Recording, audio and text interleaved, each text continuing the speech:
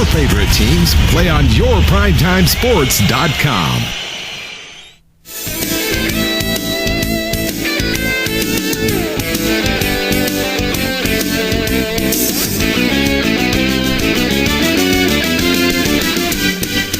Welcome back to yourprimetimesports.com. Just in time for Game 2 to get underway. The first pitch from Paragould to Greene County Tech is outside for ball 1. The pitcher in this game, number 11, that is Trepo. And up to bat here, the first batter is Andrew Ferguson for the Eagles.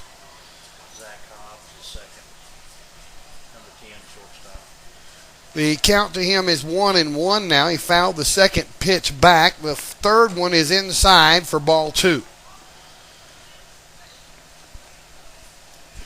Clifton trying to get his paperwork in order over here. So you've got me doing play-by-play for the baseball for the time being. This one's hit sharply foul down the first base line. Makes the count 2-2.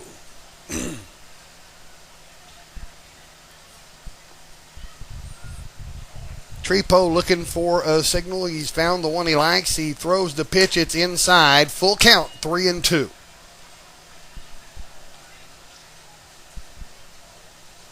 So the first batter for the Eagles pushes the count to full.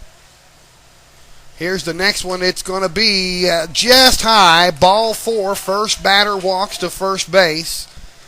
Ferguson trots down. Second batter coming up now. It's Zach Hobbs for the Eagles.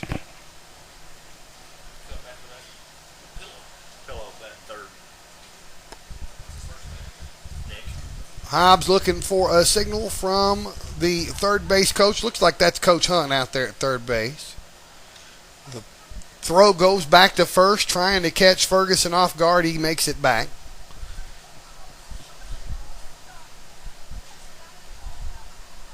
Still have not seen a pitch to Hobbs yet in this at-bat. Trepo looks back over at first.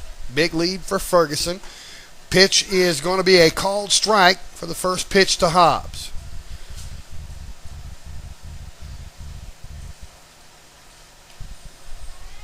One or 0-1 rather, the count here to Hobbs.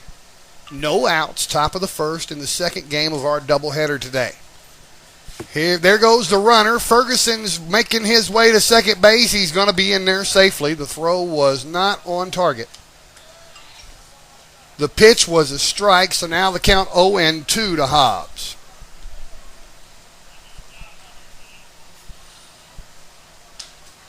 So now Ferguson takes the lead off of second base. Trepo winds up and pitches, and it's outside and past the catcher. Ferguson will trot down to third base.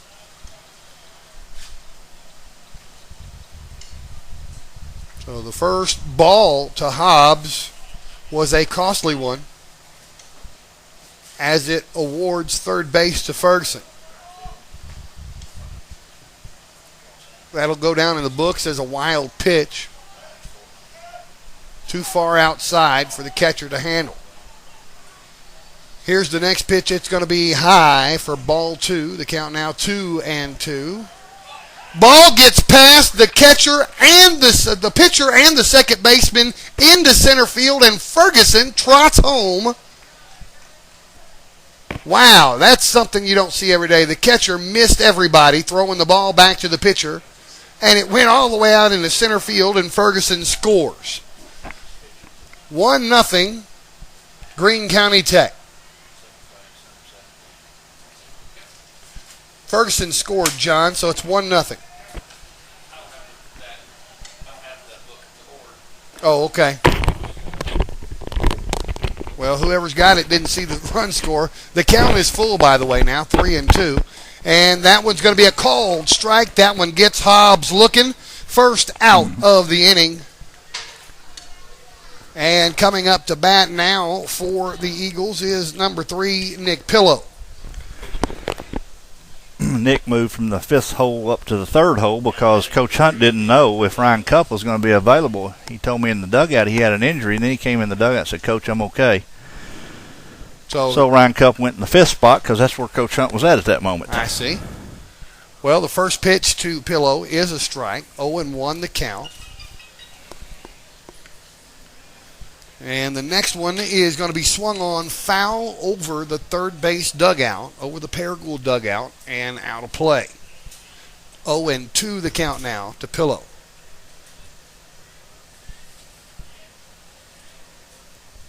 Now, when I say Pillow comes to the karaoke shows, he doesn't sing. He just comes to listen to his buddies sing. Is that right? That's right. Chopper to short, he boots it. And Nick Pillow will make it to first base safely. Let me see their lineup, Paragould's of the lineup. So now Pillow on first. There's only one out. The score is 1-0. I don't know who has the scoreboard controls, but apparently they did not see Ferguson come across the plate.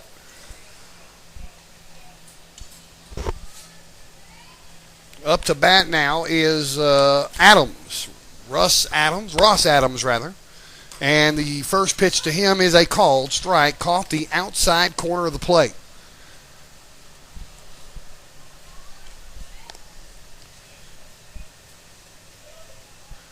Taking a lead off of first base is Pillow. The second pitch high for ball one. Ones are wild up there on the scoreboard. Inning number one run for the Eagles. 1 ball, 1 strike, 1 out. That pitch is high for ball 2.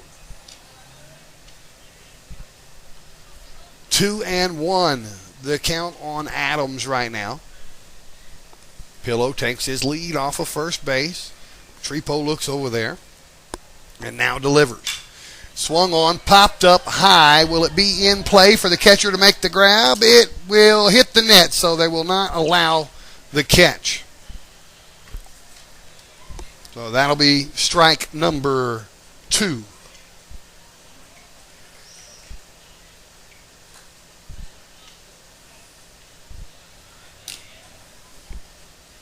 Two and two the count now on Adams.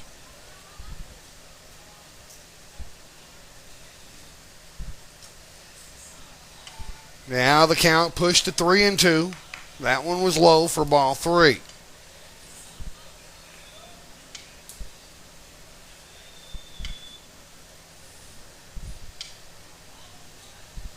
Waiting on the money pitch. There goes the runner. This one's hit into center field. Will it be caught? No, it will drop for a base hit. Safely on second is Pillow, and on first is Adams. 1 out. And coming up to bat is Ryan Cup, the 5th batter in the lineup for the Eagles. And Ross Adams had a single? That is correct. All right, I'm caught up and ready to go, buddy. I'm doing good. Why don't you just be color man for a while? You can have it. I'll let you finish this inning. I was just letting you know. I have to leave here in a minute anyway. You may have to leave? Yeah, I got a lady just text me needing to pick up some pictures out there in the truck. No pitches yet here to the next batter, Cup, and it's outside for ball 1.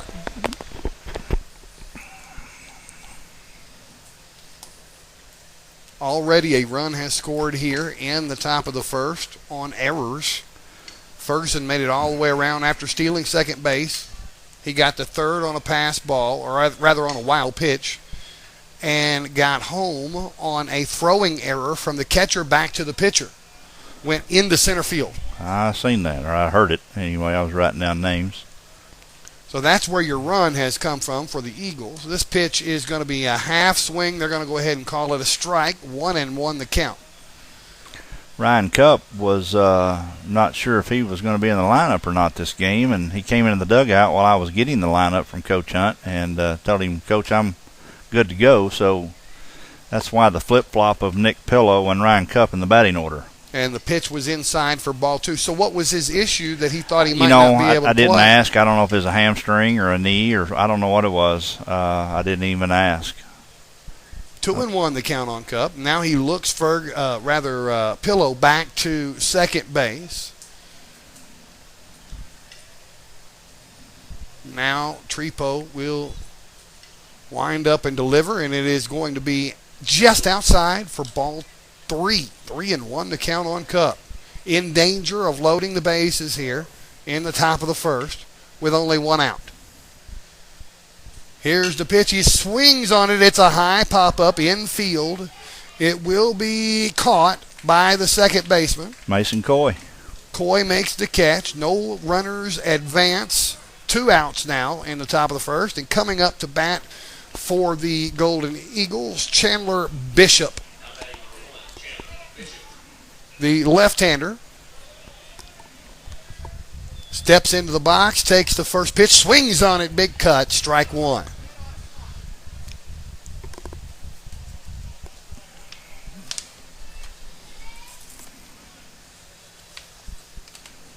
Trepo looks Pillow back to second base again. Pillow threatening to steal third. Now Pillow takes the lead off a second again. The pitch is delivered and another swing for Chandler Bishop. It is an 0-2 count on Bishop now with 2 outs.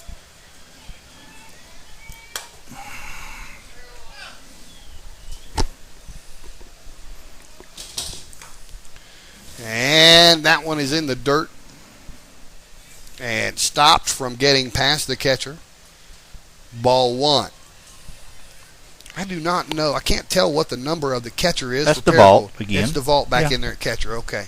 That one is high for ball 2. 2-2 the count now on Bishop. Yeah, here it is right here. Not much changes in either lineup with the exception of the pitchers. That one is fouled back now. Still 2-2 the count. Chandler Bishop's catching this game, and Ross Adams is playing, I think, first base because there is not a DH in this lineup. That's something you don't see every day. Nathan Wright's a pretty good hitter. He's going to let Nathan Wright hit for himself in this game. That one's a called strike 3. It will end the inning. Greene County Tech scores 1. We'll go to the bottom of the first when we come back on yourprimetimesports.com.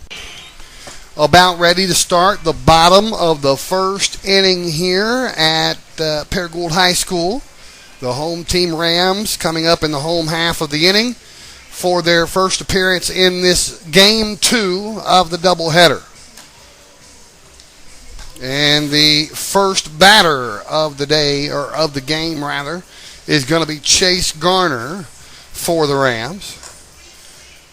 Basketball starter and baseball starter for Paragould.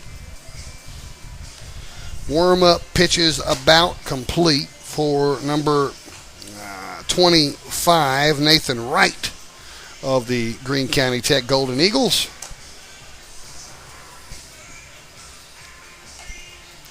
Now, this is our first chance to see Greene County Tech this year in our baseball broadcast season, and they have looked solid today.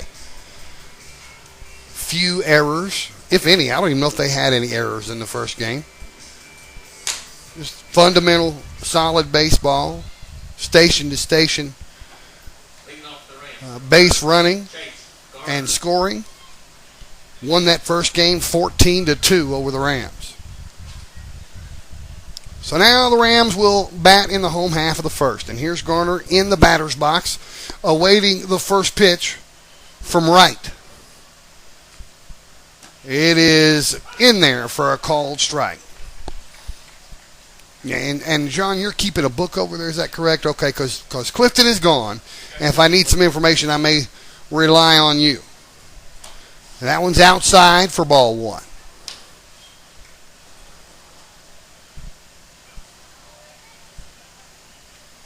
Oh, and I'll tell you about the softball game here momentarily. Swing and a miss, strike 2. Yeah, softball game ended up being a barn burner, went into extra innings. Greene County Tech won it in 9 innings, 4-3. This one's popped up. Might be playable. Yes, it will be. Can they get under it? Yes, they do. That is Adams, I believe. Yep, Adams, who comes over from first base into foul territory to make the grab for out number 1. So now, Aaron Duty, and I say it that way because I don't want people thinking I'm saying duty. I bet he gets that a lot. Duty, D-U-T-Y. First pitch to him is a called strike.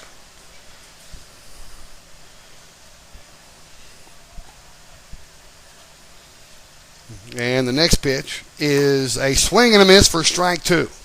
And this pitcher wasting no time. Wright, the pitcher for Greene County Tech, wastes no time. He just gets up there and delivers. 0-2 the count. Now here's the next pitch already, and it is just outside for ball 1. Might have also been a tad bit high. This one's in the dirt for ball 2. So the count went from 0-2 to 2-2 very quickly.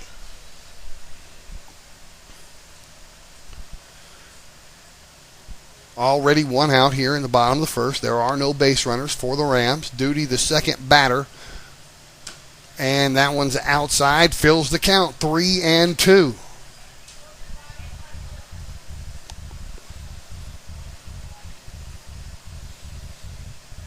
Here's the money pitch. It is swung on and missed for strike 3. Now 2 outs here in the Ram half of the first inning. Alex Trepo now, the pitcher in game 2, steps in to bat in the third spot in the lineup.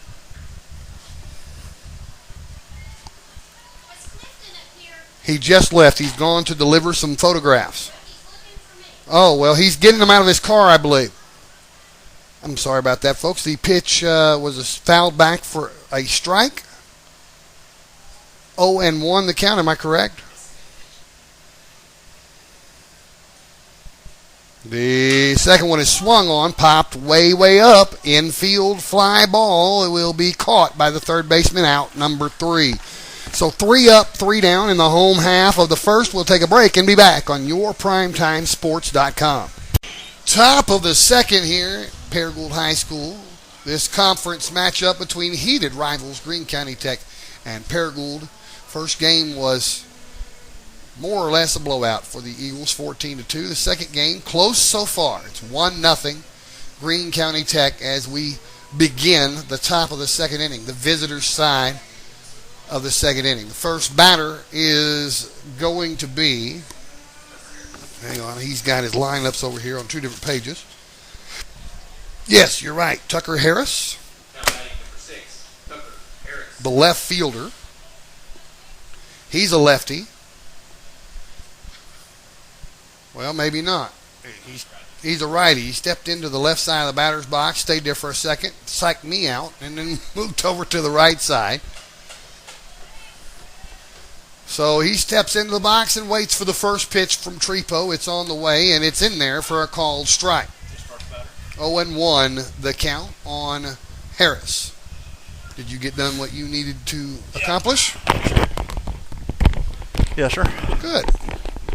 Second pitch, also a called strike. 0-2 now on Harris. Excellent work here so far by Trepo.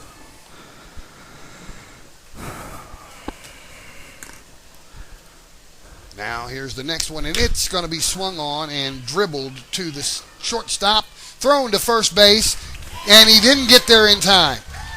He beat it out. Skank made the catch, but it didn't get to Skank in time to record the out. Well, so and Aaron Duty charged the ball. It was just hit so slowly. It was dribbled, yeah. Yeah. What did we do over here on this side since I was gone? It's on his book over there if you want to look at Okay. it. I don't know how to do that stuff. Paragould, I just want to. Yeah, it was not. It's 1, it 2, was 3. 1, 2, 3. So now up to bat for the Eagles, number 25, the pitcher Nathan Wright. Steps in, swings on the first pitch, and it is popped to the second baseman, trying to get him back at first. He didn't make the throw. He didn't even bother to throw. Very nice play by Mason Coy. He timed that just right as he went up on one foot and made that nice catch up in the air. Had he thrown it to Skank at first base, he might have got him. Well, he did the right thing. He stuck it in his pocket because you don't want to take a chance on throwing that away, being off balance. He come down on one foot, and he did the right thing. Well, he records out number 1 here in the top of the second. The next batter up to bat is Matt Lashley for the Eagles. Matt's the second baseman in game 2 for the Eagles. First pitch to him was a ball. with him sticking that in his pocket, Dave, they still have a chance to turn 2 here and get out of the inning. They're in the bottom of the lineup. They're at the 9th batter. That's about the 5th time I've seen. I don't know if Jed's not getting a good grip on that ball or what, but yeah, he's it cost him a run early. The second pitch was in there for a called strike. The count now 1-1 with 1 out and a man on first. There goes the runner. He's going to try and he's going to get to second base easily. The throw was way outside. Well, it was on the shortstop side of the bag, and with some of the speedy runners that Greene County Tech have, and all the time anyway, if you can, you want to throw on the second base side of the bag, get that tag down there quick. So now safely on second is Harris, and swing and foul back by Lashley makes the count 2-2. I can tell you exactly what Matt Lashley was trying to do right there with 1 strike. He was trying to go to right field. He brought his hands in and tried to take that ball to right field to hit behind the runner to score him. Here's the next pitch. It's going to be in there for called strike 3, out number 2. That sends Lashley back to the dugout, and Seth Cato makes his way. No, we have a different lineup. Cato is not batting. That's last game right here. Where you want to look at. We're looking at Ferguson coming up to bat right now, the top of the batting order. So he comes in with 2 outs and a man on second, and the first pitch to him is in the dirt, and he couldn't find it. The runner's going to advance to third. DeVault could not track that ball down. It got past him. And safely at third is Harris. I want to know how I got scooted down here because I've got to. I do not know. So now leading off of third base is Harris. Here's the pitch, and it is fouled by Ferguson. It's going to be 1-1 now. You did that while I was gone, didn't you? I did not. You moved my bar stool down. No, I think John did it. Okay. John Trepo did that to you. What a beautiful evening, guys. I mean, this is absolutely. It's not too humid, a little bit warm, but not too warm. That one is in there for called strike 2.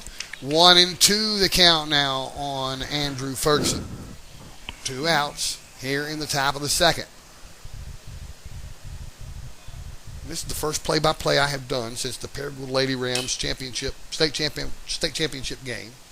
I can tell you're rusty because you're stuttering. I'm getting back in the flow. You're fixing to be out of the flow here. You're fine over there. You're fine over there. No, I'm the baseball caller. Fouled back, that pitch was. 1-2 the count. And this one is going to be outside for ball 2. 2-2. Look at all the 2s up there. 2 balls, 2 strikes, 2 outs in the second inning. 4 of a kind.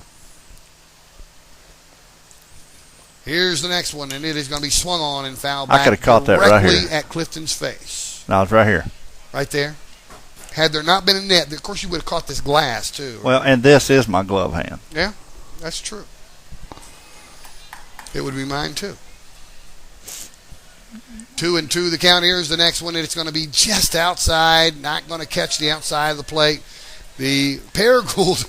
I believe Alex really wanted that one. I think Alex wanted that one. That's going to fill the count, 3-2.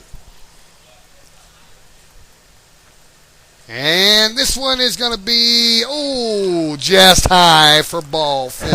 And Alex is out there smiling, shaking his head. I can't believe I didn't get that call. Yeah, well, the last 2 pitches were very, very close.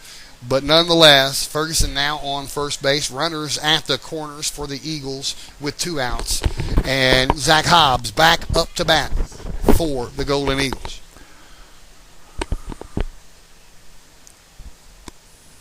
Ferguson takes a big lead off of first. And Trepo looks him back.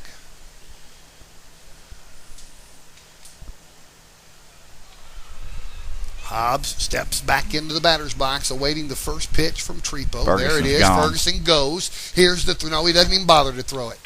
Ferguson had that beat when he took off. So now runners at second and third. That pitch was a strike, however. 0-1 the count on Hobbs.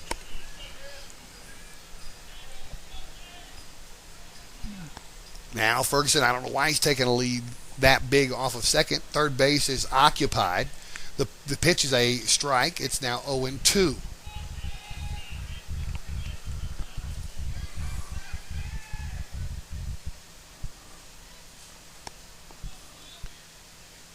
Now here comes the next pitch. It's on the way outside for ball 1. 1 and 2, and again issues with the throwback from the catcher to the pitcher. That one was short. I look over here on the in the dirt, ball 2. Look over here on the third base side in the Paragould stands. I see a lot of last year or two alumni over there, baseball players sitting there watching. I hear rooting their team on. There was a metric ton of folks over there watching the softball. Oh, game. yeah, there was a ton. I think Greene County Tech won that game 4-3 in 9 innings. 9 innings. Yeah, this one is hit into foul territory. Will it stay in play? No, it's in the dugout. And I'm going to be honest with you, John may be able to help me here. I don't remember the last time Greene County Tech softball team beat Paragould. Been a long time. Yeah. So, the count 2-2 on Hobbs, with runners at second and third and 2 outs. Yeah, it was 3-3 in the top of the ninth when I went over there, and I seen the base hit that drove in the go-ahead run. I was standing watching it too. Yeah. And then I had to leave and go get some pictures for a lady, and yeah, it's swung on and missed for strike 3. That ends the top of the second inning. Greene County Tech strands 2 base runners, and they still lead it 1-0. We'll be right back on your PrimetimeSports.com. We're in the bottom of the second. I'm going to hand the golden microphone back. Yeah, and if any of my listeners are out there or close to the complex, bring Graham a passy because he's upset because I won't let him do the play-by-play no more. Good. By the way, somebody texted me while I was going out the picture, says, how about telling the names of doing the songs of the Paragould songs? It shows them on the player. All they got to do is look on their player, and it will show them the name of the people playing. All right. Well, they text me, and I just told them I would pass that on. Well, first pitch to Aaron Skank is a strike by Wright. When we get a chance, I will tell people the names of the people, the 8 songs that I played in between the games. Okay. Next pitch was a ball, 1 strike to Aaron Skank. Swing and a miss by Aaron Skank. And I said this before you got back. Wright is wasting 0 time on the mound. No, he's a fast worker, yeah. Him and Cato both get in a groove, and they both work pretty fast. And there's a foul ball, and Aaron Skank will remain at the plate with the count 1 strikes. Songs were by Cody Noel. Okay. Casey Tarkington. Okay. Savannah Walker. Okay. Sydney Walker. Timeout. That's 4. Here's the next pitch to Skank. Fastball, or no, it's curveball inside there. Swung and a missed, and out number 1. Here's the next batter already up. And the next batter is number 16, the third baseman, Colby Holliday. Now, who's the next 4? I'll wait for him to get a pitch, and I'll tell you. Okay. But that don't do these folks no good that already heard them because they probably don't remember who sang what. I still want to give them their props. That one's foul back. Okay, so the other 4 were Joe Bateman, Tamara Gerard, Madison Hall, and myself. Oh, boy, we knew you had to throw yourself in Why there. not? I'm in charge of running the thing. Here's the next pitch, and he hits that sharply out to the center fielder, and that's going to be in for a base hit for Holliday.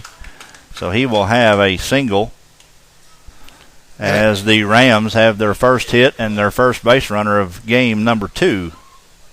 I did not say those in the order they were played, by the way. I was just rattling the names off. Okay. But if you look on your player, whenever I do that, look on your player, and it will tell you who's singing and what the song is. Cool. Well, they know now. You can type that out next time. Tell them to look on the player. And there's a sharp hit baseball to the second baseman. Line drive, and... Did he get him? No. No, he got back in time. That was Jeb DeVault that hit that. Well, what are they saying? It was hit directly at the second baseman. Yeah. He caught it for the out, tried to throw it back to first base to record the double play, and he got back in time. And they're debating it right now, but he's still on first base, so that's the call. Now coming to the plate for Paragould will be the right fielder, number 20, Hayden Irvin. Here's the first pitch to him, and it's outside for ball 1.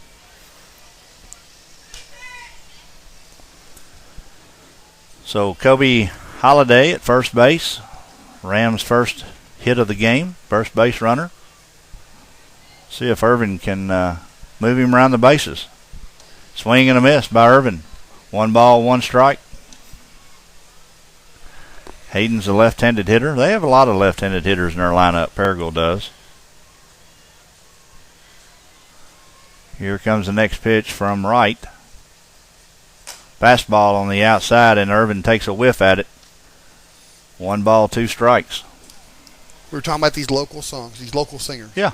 I record those myself at my karaoke shows, and I'm going to be doing that for the entire baseball season. That's a pretty neat thing. These folks get to come back and hear themselves. Here's the next pitch to Irvin, and that hits the outside corner for strike 3, and that will end the inning with no runs and 1 hit. The score remains Greene County Tech 1, Paragould Rams nothing after 2. We'll return in 1 minute with your PrimetimeSports.com. All right, we're back here at Paragould Ram Baseball Complex, and leading off the top of the 3rd inning will be the 3rd baseman, Nick Pillow.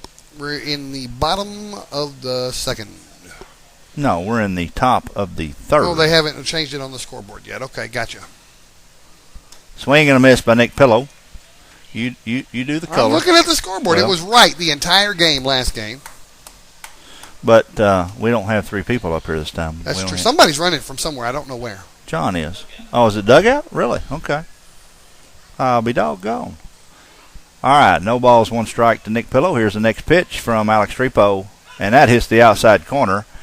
And I'm sure Alex is thinking, why didn't I get that pitch earlier? Pillow didn't like the call. He was shaking his head on that one. Here's the next pitch, and that's outside for ball 1. 1 ball, 2 strikes.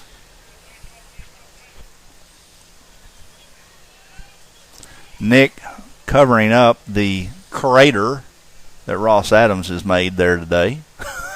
Yeah, no kidding.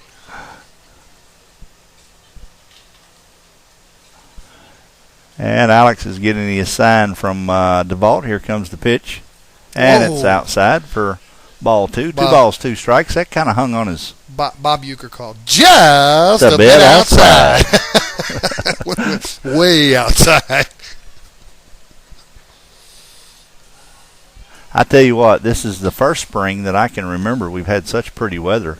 Here's the next pitch. It's outside for ball 3, so that's going to load the count to Nick Pillow.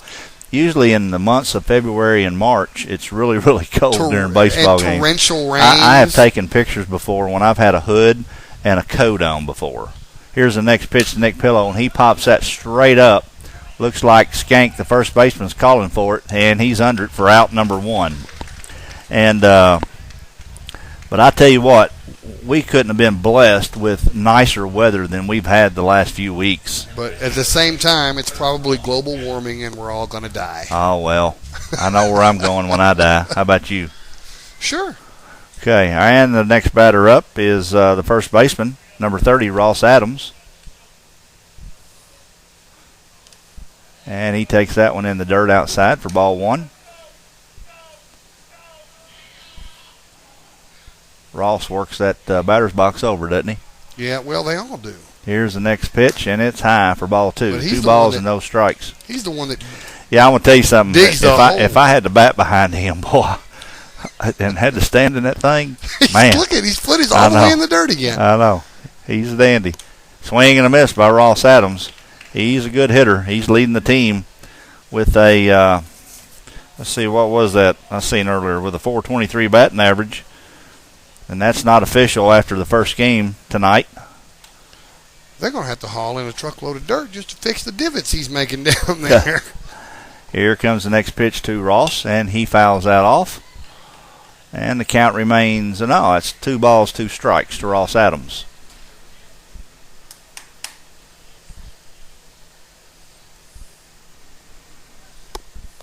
See where Coach Hunt's at down there in the third base. He's not even in the box. He's almost to the dugout fence. There's ball 3 to Ross.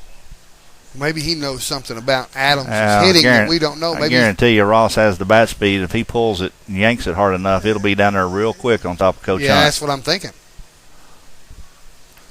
Here comes the next pitch from Alex Trepo. Curveball, and that is in there on Ross Adams, and it got him. And Adams don't like, look at that. He made a face on that one. It split the middle of the plate. He may have thought it was a little high, but it looked like it dropped right in there. A good curveball by Alex Trepo. And now coming to the plate will be the right fielder, Ryan Cupp.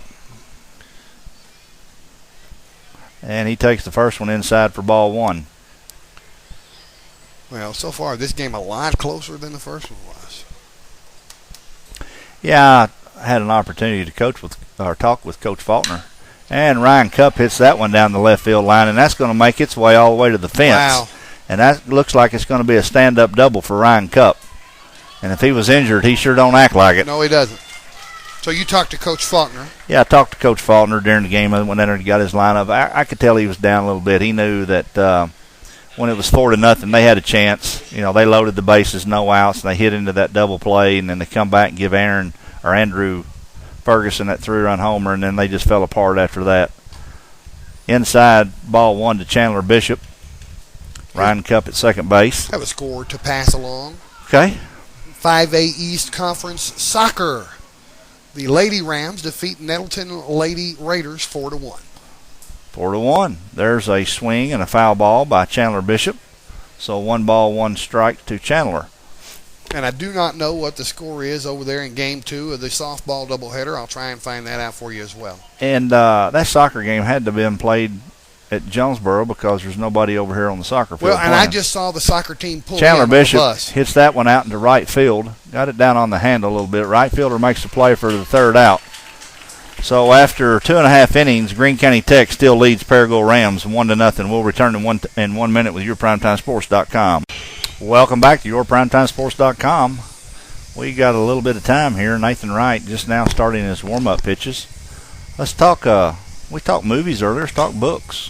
I just finished a really baseball books. Is that what you're saying? I just finished a good book about Jackie Robinson. It was his. It was the whole book was about 1947, his rookie year, what he went through and everything. It was really a good book. I just finished it. So, what's the name of the book? Hang on just a minute. Now batting is Dexter Thompson, the DH, number 12, Dexter Thompson, and he takes the first pitch for a strike. It is called Jackie Robinson, his first year, or not his rookie year, something like that. Swing and a miss by Dexter Thompson. I don't even remember. Well, I bet if folks are interested, just do a search for Jackie Robinson on Amazon.com and they'll find the book. It's all about 1947, the whole book. Now, there's another book out that ball 1 to Dexter Thompson, 1 ball, 2 strikes. There's another book that's don't out. Trust that scoreboard here lately. That, I don't know if that's right. He was part of autobiography called I Never Had It Made. I want to read that one.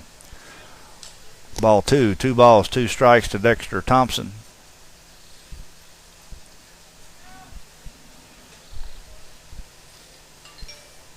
Are people texting you? Is that what I'm hearing? Yeah, and it's all about you. No, it is not. We have a full count, 3 balls, 2 strikes to Dexter Thompson. It said, thank you for telling him your sidekick lives next door to Janet, my sister. He's a trip. I told you it's all about you. And Dexter Thompson strikes out. Are they listening right now? Obviously they are. I met him the other day. You have fans, Dave. Jeez. All right, so 1 out for Paragould. Now coming to the plate, it's the left-hander number 6, second baseman Mason Coy. I know who that is.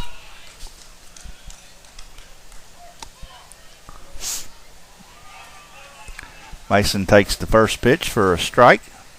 Here comes the next pitch from right, and Mason fouls that one off for a strike 2. So no balls, 2 strikes.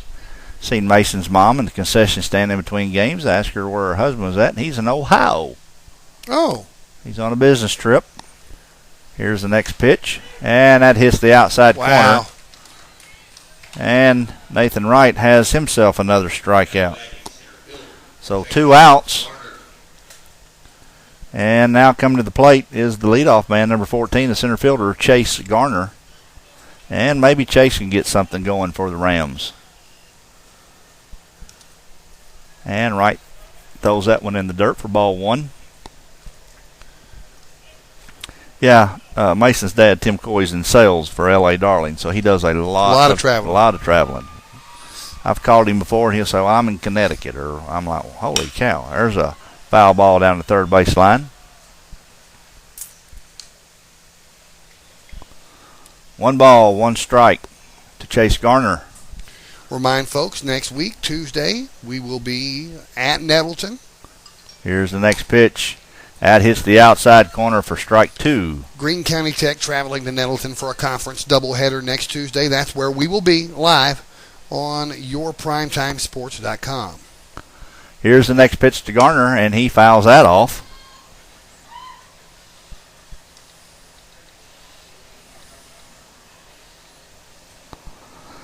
My phone's blowing up all of a sudden, Dave. Let's see. Well, I can go back to what I was doing a while ago, which is play-by-play if you want to. No, I'm fine. Play with your phone. And Garner hits that one out to right field, and Cup is under it for out number 3, and that will end 3 full innings as the score remains Greene County Tech 1, Paragould Rams nothing. We'll return in 1 minute with yourprimetimesports.com. Your favorite teams play on yourprimetimesports.com. And we're back here at the Paragould Ram Complex. I just received another text from the same person that's texting me. I need to watch the movie War Eagle, Arkansas. It's a baseball movie in Arkansas. It's a true story. She says, or he says, that he watched it yesterday. Says it's great. So I've heard of it, and I have not had the opportunity to watch it. I want to watch that. So it was shot entirely. It's a movie about an Arkansas team. Yeah, I want to watch that. I love true stories. Here's the leadoff batter here in the top of the 4th inning for Greene County Tech, Tucker Harris, and he hits it sharply to shortstop. Duty comes up with, throws across the diamond for out number 1. So that'll go 6-3 in the books. Out number 1 now. Batting is the pitcher, number 25, Nathan Wright. I'd say the guy's name, but embarrassingly enough, I have forgotten his name. I met him on Saturday at my next-door neighbor's house, and I cannot remember his name. I apologize. Text Clifton your name, and then I'll say it on the air if you want me to. There's a sharp hit ground ball. The shortstop Duty again. Cross the diamond again and out number 2. So now coming to the plate will be the second baseman, number 17, Matt Lashley. Wow, they're making short work of the Eagles here in the top of the 4th. Yeah, 1 pitch out. That's good for Alex Trepo. Keep that pitch count down.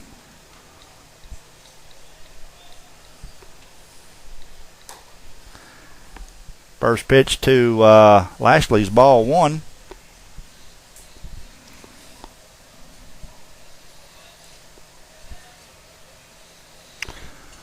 Here's the next pitch to Lashley, ball 2. I can tell you the softball score right now. Lady Rams leading Greene County Tech 4-2 in the 3rd inning. Lady top Rams. Of the 3rd. Lady Rams. That's up. right. Okay. Here comes the next pitch from Trepo. Lashley showing bunt. That's outside for ball 3. So 3 balls, no strikes.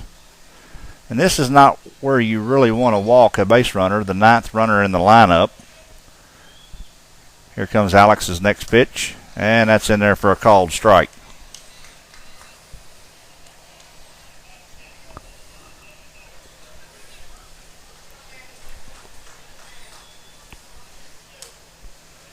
And he walks him. So Lashley makes his way down to first base, and here comes the top of the lineup, and Andrew Ferguson. Started out this inning, bang, bang, and now he walks a guy. So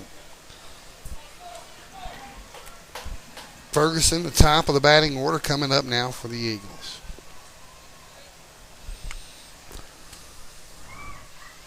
Here comes the first pitch. It's a curveball, and it hits the inside corner. That was kind of nice. So Trepo getting out ahead of Andrew Ferguson. Andrew, a deadly hitter. He hit a 3-run homer last game. Makes good contact. Here's the pitch. It's inside, and there goes the runner, and Lashley is in safe at second base for a stolen base. Ball wasn't quite on target, and now it looks like the second baseman may Mason be Coy. injured. Mason Coy. It looks like he might have. I think that hit him on the arm and took a weird bounce. Yeah, the ball come up really high in the air, so now he's up now. Okay. He's up now. He's a tough kid. Coach Faulkner's going to come on out and check him, but I mean, he's trying to wave Coach Faulkner off. Coach Faulkner's going to go out and check him anyway. Don't show up your coach, young man. Walk on over there and talk to him. Well, he just wants to check on him, so let him. Look like he took it in the head. Yeah. He has his hat off, and Coach Faulkner's got his hand up there, making sure he don't have a big pump Well, the knot. thing bounced a mile in the air after it hit him. I mean, and they had to wait for it to come down. Yeah, and he was telling Coach Faulkner he was fine, but Coach Faulkner was not going to go back until he checked on him personally and went out there. I understand why, because it must have hit him in the head. Mason's tough. Just stings for a minute. Just don't rub it. No, exactly. Don't rub it. All right, here comes the next pitch to Andrew Ferguson. It's a fastball, and he got jammed on that one. Good pitch by Alex Trepo. He calls it off, and that's out number 3. And after 3.5 innings, the score remains 1-0 Greene County Tech over Paragould. We'll return in 1 minute with yourprimetimesports.com. And we're back, and we're right on the money this time. Nathan Wright just threw his final pitch, and we're ready for a batter, and here he comes. It's going to be the shortstop, number 3, Aaron Duty, leading off the bottom of the 4th inning. Greene County Tech leading 1-0 if you just joined us. Here's the first pitch to Duty, and it's high for ball 1.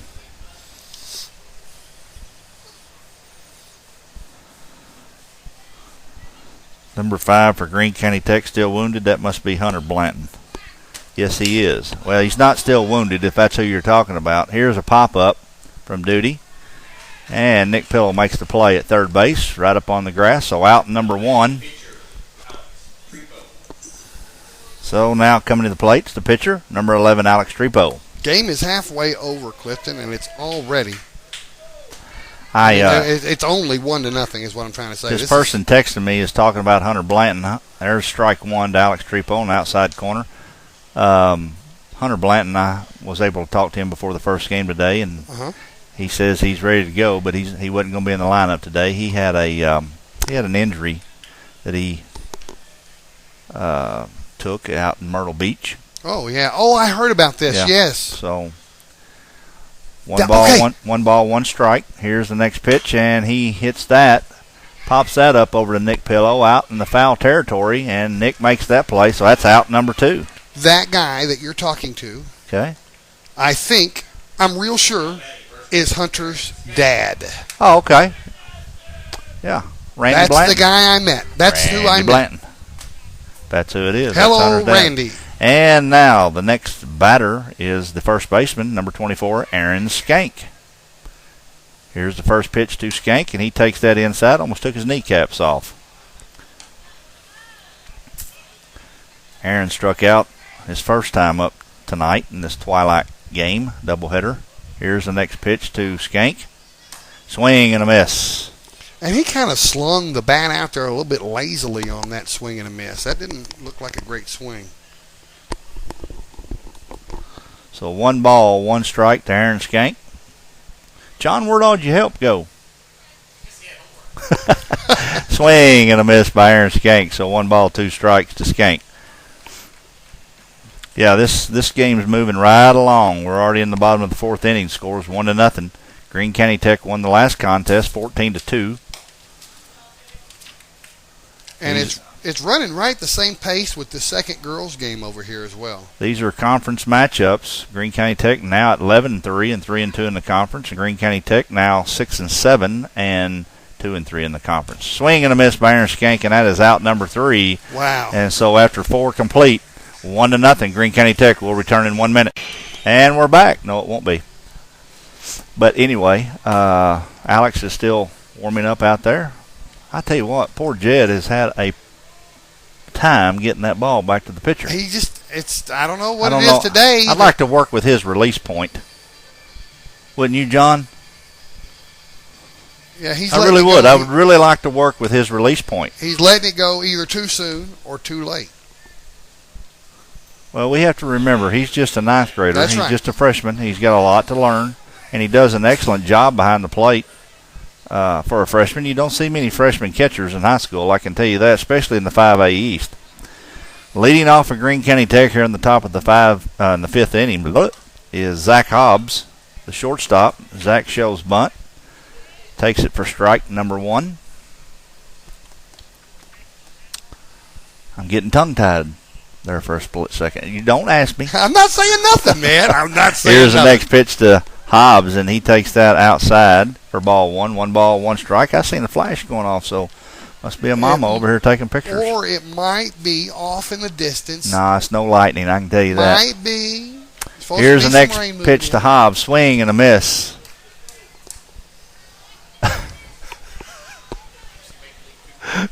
Oh, my goodness. That's exactly what it is. Major League 2, yep. Well, it's about to frustrate Alex, but you got to hang with him. Here's the next pitch. Curveball, and he hits that sharply right back up the middle. So Zach Hobbs has had a few hits today in this doubleheader. So what you're saying, John, is if someone will take DeVault a Victoria's Secret catalog, we can square him right away. All right, now the next batter is the third baseman, Nick Pillow. Nick plays a solid third base over there on the hot corner for Greene County Tech. And he swings a pretty good bat. Batting third in the lineup this game.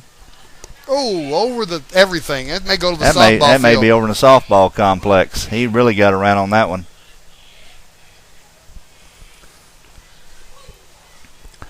So Alex has a new baseball, and Pillow's back in the batter's box.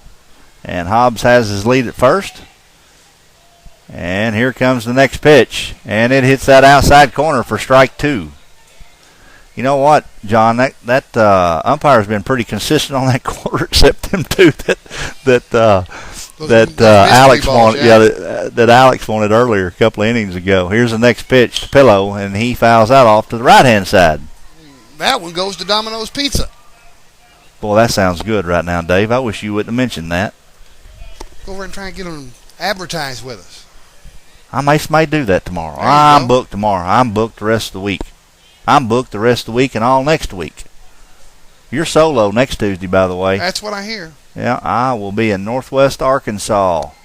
Have fun. I have appointments with several schools up there, so looking forward to it. 0-2 the count on. Yep. No balls, Pillow. 2 strikes to Pillow. Here comes the next pitch. Fastball, high. 1 ball, 2 strikes. Good chaser pitch right there by Alex Trepo. But he couldn't get Pillow to pull the trigger. Something you don't see here at this field. You don't see any signs out on the outfield fence at all. No, here's the next pitch. Same spot. It's high. 2 balls, 2 strikes. And that's abnormal. Most fields you go to, high school fields, they've got signs all over the outfield fence. There's nothing. They have them on the football field over here, yeah. and they we've had interviews with Mr. Wessel, Mr. Joe Wessel. There's another foul out of play. First base side. Mr. Joe tells us that they raise, $40,000 or so, and they do a program. And the program has a great big fat program. It's got every sport in it. All color, beautiful program. Now I'm not sure if baseball is even in that program. Are they, John? Is it not? No, it's football. It's football, volleyball, basketball. There's the next pitch inside to Pillow. 3 balls, 2 strikes. So Nick's worked the count full. And I'm sure they make a deal with their sign advertisers and ad. They cut them some kind of deal. If we could ever get them WiFiSports.com here. There goes the runner, Hobbs, and he's going to be standing up safely as Nick Pillow walks and heads down to first base. It's very, very rare that you go to any baseball field on any level, high school, pee-wee, minor leagues, college, whatever, and see a clean outfield fence with no signage on it. Well, I know one thing. This is a nice-looking baseball field. You have the highway out in front of us here. Here's the first pitch to Ross Adams, and he takes a mighty cut and fouls it back. Just looking out across the neighborhood here and the highway, and I like that. Softball over here behind us going. Their lights are on. Excitement in the air on this complex today. Nice complex. Here's the next pitch to Ross Adams, and that's high for ball 1. 1 ball, 1 strike. We're completely surrounded on all sides by Paragould businesses. We got the bowling alley right there. Here's the next pitch to Ross, and he hammers that one, and that might get out of here as the left fielder takes off after. No, it hits the fence. It hit the fence. No, he can't get it. He throws his hand up, so it's going to be a stand-up double. And now under the fence. Yeah. Well, everybody's still running. That's what they're supposed to do. The umpire's running out there to check to see where the ball's at. The left fielder threw his hand up when the ball went underneath the fence. So to me, it looked like it went over, like it was a home run. Well, it's kind of dark out there. We can't see from this distance. I thought it was a home run, too. Well, the umpire's going to make the final determination. He's out there on top of the situation. He hollered out his decision, and I did not hear it. Well, Adams is going back to second, so it's going to be a ground rule double, and Nick Pillow is going to have to go back to third. So but that is going to score Zach Hobbs. Okay. That's Tech's second run. That's about the fourth RBI that Ross Adams has had today. The scoreboard operator has put the run on the wrong side of the scoreboard. Now he's got to go back and... So Pillow moves to third, Adams at second. Here comes Coach Faulkner. He's going to talk to his pitcher, and there may be a pitching change. I can't tell just yet. We'll take a break. He may just want to talk to him, calm him down, and not let this game get out of control like the game before this one did after the fifth inning. Now, the scoreboard operator's trying to get things squared away. There's no one coming out of the bullpen, and there's nobody looks like they're going to step up on the mound, so I'm thinking he's talking to his players and just calming them down. And he's going to let Alex Trepo remain in the game. So with no outs this inning, Greene County Tech has started a rally here that they produced another run and runners in scoring position at second and third, and now this could be a big inning for him. And now Ryan Cupp, the right fielder, is up to the plate. Another very good hitter for Greene County Tech. Hit a double his last at bat. Yeah, and before tonight's contest, Ryan Cupp batting .387, very good batting average. Has a chance here to pick up 2 RBIs, add to his totals. Alex has his sign. Here's the first pitch, and he hits that outside corner for strike one. How many home runs has Ryan got? Let's see what old Rhino's got here. Looks like he has 0. 0. I'll let you hold them. Well, this would be a nice time for him to get his first one, wouldn't it? For him, that is. And there's a high chopper to third base. Third baseman's going to go across the diamond to first base for out number 1, but a run's going to score. Nick Pillow is going to cross that plate for run number 3 for Greene County Tech. Ross Adams will move over to third. Second. No, he stayed at second, didn't he? Okay, I thought he moved over. Well, Ross, what are you thinking? He could have gone to third. I thought I'd seen him shoot that way. Swing and a miss by Chandler Bishop.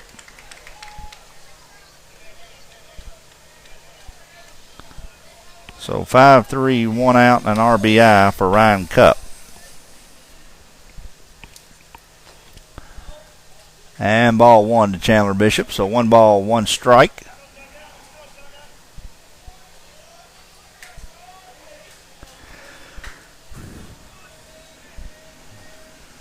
Here comes the next pitch to Chandler. Swing and a miss. 1 ball, 2 strikes to Bishop.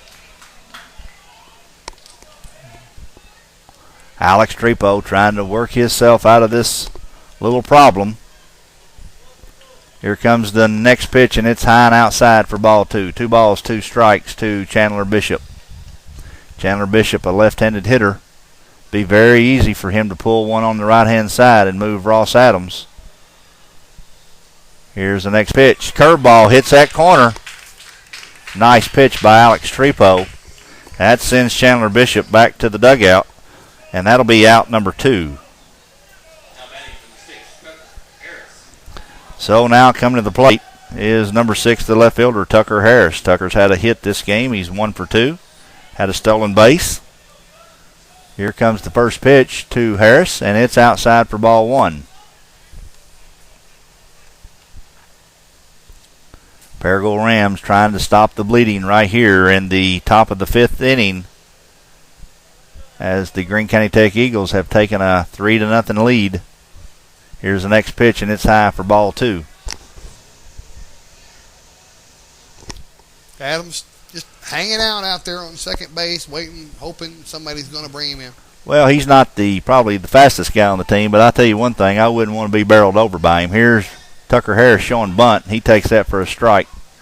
Ross is a big young man, and I'm sure with the speed that he can produce, if there was a play at the plate, I would not want to be the catcher. I know. Here comes the next pitch. Fastball, and he's hit that hard out in the left field. Is the left fielder going to get under it? Yes. Yep. There's out number 3. So after 4.5 complete innings, the Greene County Tech Eagles lead the Paragould Rams 3-0. We'll return in 1 minute with yourprimetimesports.com. Welcome back, and we are now entering the bottom of the 5th inning. The score is 3-0. If you've just joined us, Greene County Tech leading the Paragould Rams. Nathan Wright finishing up his warm-up tosses. You know, Dave, I was just looking at my stat sheet here, and Greene County Tech, through 5 innings, have left 7 base runners on. Yeah, and they did that. How many did they leave on in the first game? I have no idea, but several in the first game it was too. A bunch. So, leading off the bottom of the 5th inning for Paragould Rams will be the third baseman, Kobe Holliday. I have Miss Holly up here, Miss Holly Trepo. She's writing me little notes over here. And the first pitch is swung on and fouled off. Just tear that off and throw it in the trash can. Oh, me.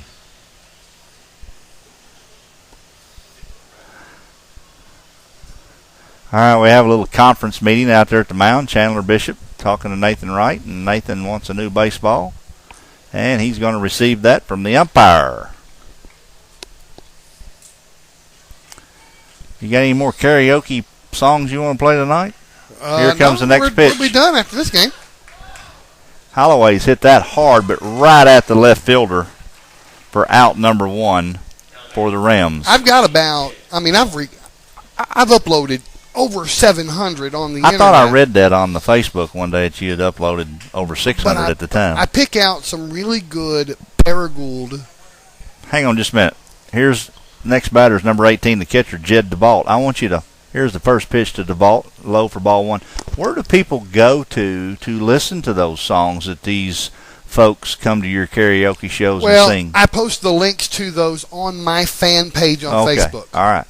Here's the next pitch, and it's fouled off in the right field area. Real simple way for them to find my fan page is to go to the Your Primetime Sports page on Facebook. Oh, so you're using me. And look at all you got to do is look at the likes. I'm kidding. If you look at the likes of, it's on there somewhere. If you look at the there it is, right there. Okay. So go to yourprimetimesports.com. Facebook page and find David's link and hit like and listen to those songs. There's a sharp hit baseball right over the second baseman's head. Lashley makes a stab at it, but he can't come up with it. So the vault is on with his first base hit of this game. And now the left-hander, the right fielder, Hayden Urban. Let me ask you this. Do you know anybody in Paragould named LeBlanc? LeBlanc. Boy, that name sure does ring a bell from when I was a kid. Well, there's a kid, 6 or 7 years old, named Nate LeBlanc, whose parents bring him in there, and he can sing. How old is he? About 7. Wow. Here's the first pitch to Irving, swing and a miss. If that much, he might be about 6. He's a little bitty fella. I love to listen to little kids sing. That's what I do. That's their family show. I'm not talking about teenagers. I'm talking about little kids. Oh, I am too. When I see a little kid that has that kind of talent, I really like that. You know, Dusty Hall, a little softball player here in Paragould. Her mama's Amy Hall. She can sing the lights out, man. I guess I like that because I can't sing. I'm a driving down the road singer. Nobody can hear me. Here's the next pitch to Urban. Swing and a miss. Yeah, but the problem is I can hear you when I'm riding with you, and well, you just have to live with it. Maybe I'll record you one day. No, you won't. That will get him in a lawsuit, won't it, John?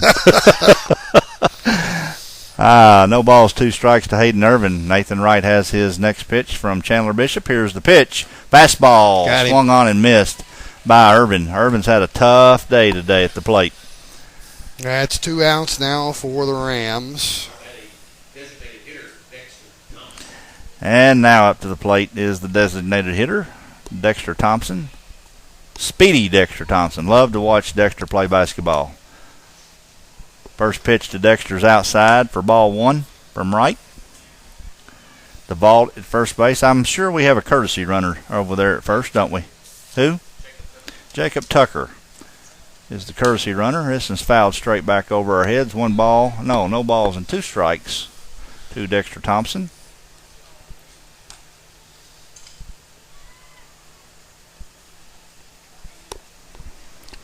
So here in the bottom of the fifth, we have 2 outs. And runner on first. Here comes the next pitch to Dexter Thompson. That's a fastball that he fouls off to the right-hand side. He had to fight that one off, Dave. He didn't know if that was going to be a ball or a strike on that outside corner. So well, you got a piece of it to stay alive. Don't be yawning over there. I'm still got a little bit of game left here now. I understand. Not no time to get sleepy. I'm falling out, man. You're not either. I'm not, no. Got a nice cool breeze coming through Feels this good. window. Setting up here high. Here's the next pitch to Dexter Thompson. And that fastball caught that outside corner for out number 3. So after 5 complete, Greene County Tech leads Paragould Rams 3-0. We'll return in 1 minute. Welcome back to yourprimetimesports.com. Thank you for all of our listeners that are listening to us tonight. Bring this game to you live. Greene County Tech at Paragould. And we have a pitching change, don't we, my friend? Number 20 on the mound That's now for Paragould. Hayden Irvin is now on the mound for the Paragould Rams. I'm assuming that Alex went back to shortstop. Am I right, or is that still duty? Third base, okay. So where Hayden Irvin was in right field, so... All right, so Kobe Holliday's moved to right field. And Hayden Irvin's now on the mound. And Alex Trepo has just shuffling shifted all to around. third base. They're doing the Casper slide out there. Well, you see that a lot in high school baseball. And you see it in American Legion. A lot of players can play multiple positions. And that's a good thing. So leading off for Greene County Tech will be the pitcher, Nathan Wright, here in the top of the 6th inning. And like I said, now pitching's Hayden Irvin for the Rams. Here's the first pitch, and that's in there for a called strike.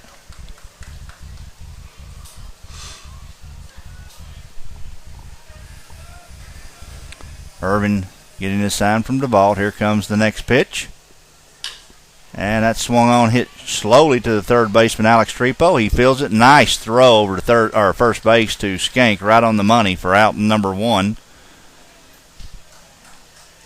That is probably the best throw that we have seen from a third baseman for the Paragould Rams tonight. All day, yeah, both games. Slow roller. Alex charged it. Throwed it right on the money. Hit Aaron Skank right in the chest. Here's the next pitch. Lashley showing bunt. Matt Lashley's now the batter for Greene County Tech. Inside for ball 1. Lashley walked last time he was up, stole a base. That's inside for ball 2. I don't think the umpire's seeing the same thing you and I are seeing up here, John. He called that strike? Called it a ball. John called it a strike over there. He has a better view than I do. Here's the next pitch. Lashley showing bunt again. And that's outside for ball 3. So 3 balls, no strikes to Matt Lashley, the 9th batter in the lineup. And this is the second time that they went 3-0 on the 9th batter in the lineup. Last time he walked and stole a base. And they were able to get out of that jam in the 4th inning. Here's the next pitch. Fastball hits that outside corner. 3 balls, 1 strike. So does your nieces, David Grimm, one of them does play softball? One of them does. Sarah or Rachel? Gosh, I think it's Sarah. Sarah? I know that one of them does, and it is Sarah. Okay. Shows how much 3 balls, 2 counts to Matt Lashley. Here comes the money pitch from Irvin. He hits that sharply to Mason Coy, who knocks it down with his chest. But the base runner runs it out, and he's safe. We'll have to give Matt a hit on that. What do you think? Huh? Okay, you tell me what you think. Now batting's the center fielder, Andrew Ferguson. He hit that hard, but Mason should have fielded it. E4. All right, we're going to go with the E4 on Mason Coy. So here comes the first pitch to Andrew Ferguson.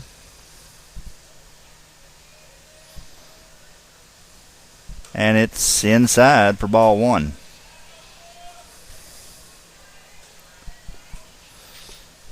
So Matt Lashley at first base.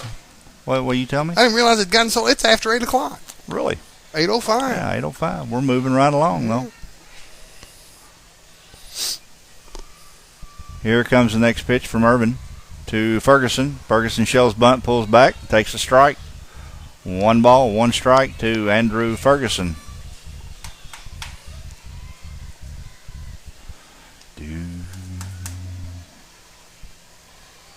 Lashley getting a pretty good lead over at first base.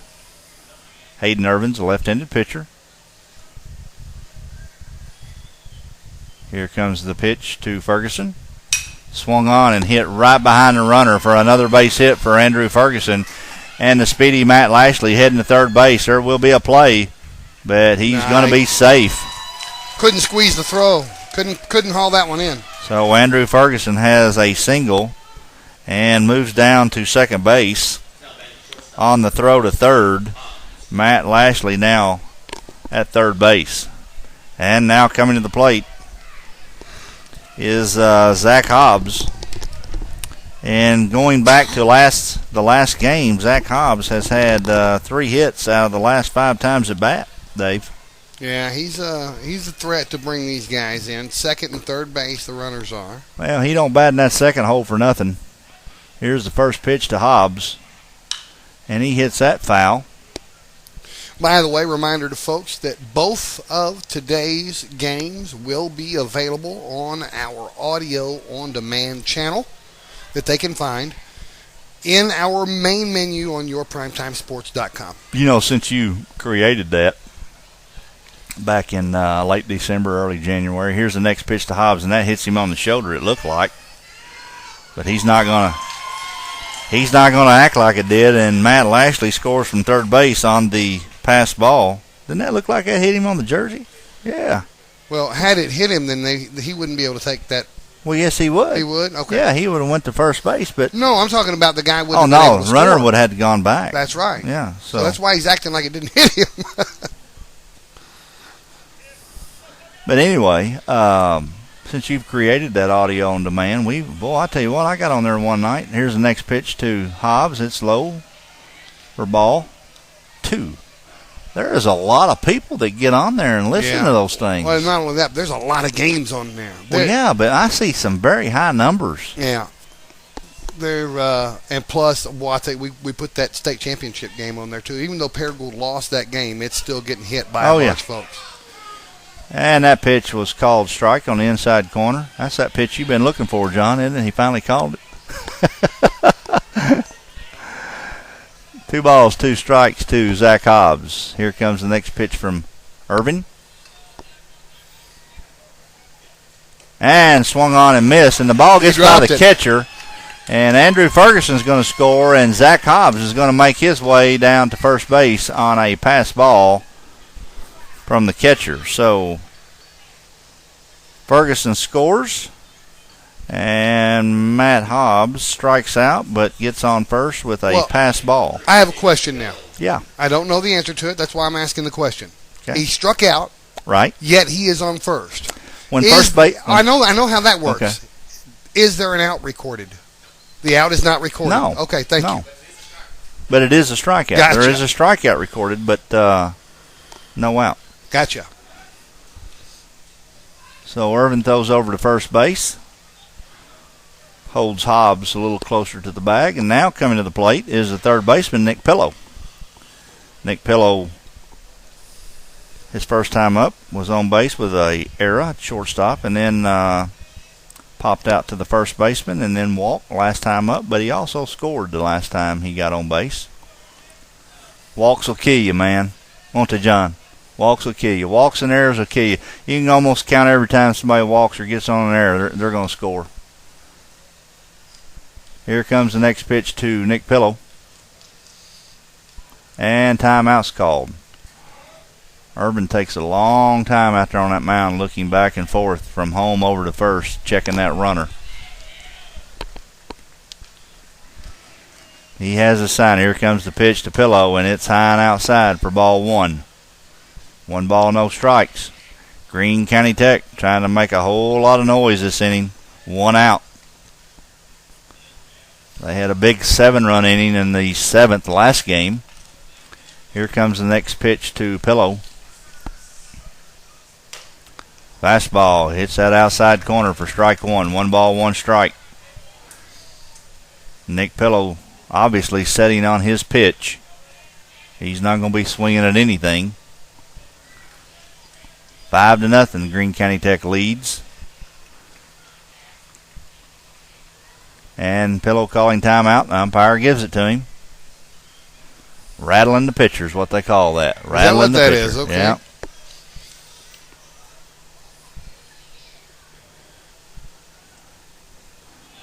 Hobbs has a good lead at first base. He could go on this pitch. And there he goes. And he's up. Well, he made the decision late to go, and that's because the catcher did not. He dropped the ball. Yeah, that's right. And it stayed on the ground for a moment, and Zach Hobbs, heads up by Zach Hobbs, seen the ball on the ground and took off. So Hobbs at second base, Nick Pillow with a 2-1 count. Here comes the next pitch to Pillow. Fastball, and he hits that sharply up to center field. And that's going to score Zach Hobbs from second. Here comes the throw. It's cut off by Skank. And Nick Pillow has another RBI and a single. Yeah, so excellent base running by Hobbs to get over to second just one pitch before, because now he scores the run. And now coming to the plate, first baseman Ross Adams.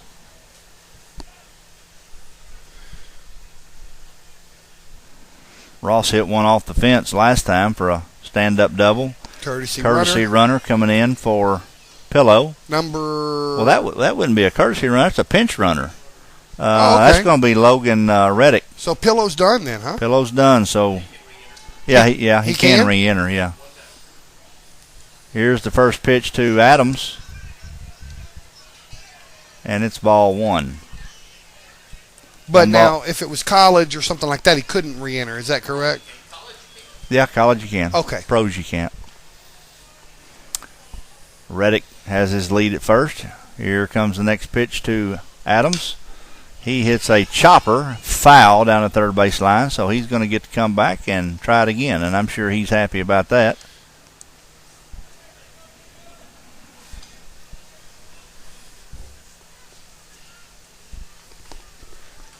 I listened to a baseball game on the radio the other day. First time I've done that in a long, long time. Listened to the Razorbacks play against Mississippi State. Razorbacks took that one. They ended up winning it in extra innings.